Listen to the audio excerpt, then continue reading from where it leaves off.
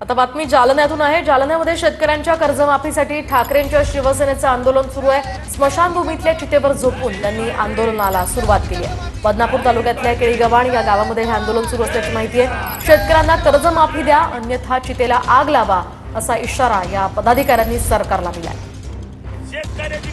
शेतकऱ्याची सरसकट कर्जमाफी जे निवडणुकीपूर्वी फडणवीस सरकारने जे आश्वासन दिलं होतं, ती आमची प्रमुख मागणी की शेतकऱ्यांचा 7/12 कोरा कोरा कोरा म्हटले होते, तर तो आम्ही इतके आंदोलन करून पण आतापर्यंत केला नाही। म्हणून या ठिकाणी आता आम्ही या स्मशानभूमीमध्ये अगदी जिथं अंतिम ठिकाण असतं माणसाचं, त्या ठिकाणी हे अंतिम आंदोलन करीत आहोत। काय भूमिका पुढची? यापुढची भूमिका एकच की आतापर्यंत आम्ही शासनाच्या दरबारी विविध प्रकारच्या निवेदनामार्फत आणि विविध प्रकारचे आंदोलन करून शासनाला जागा करण्याचा प्रयत्न केलेला आहे, परंतु झोपेचं सोंग करणारं जे काही हे शासन आहे, एखाद्या व्यक्तीला जर झोप लागली तर त्याला आपण उठू शकतो, पण झोपेचं सोंग करणाऱ्याला आपण उठू शकत नाही।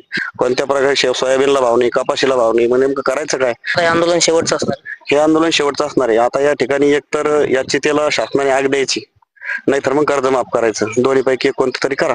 रामनाथ ढाकणे, TVN मराठी, बदनापूर।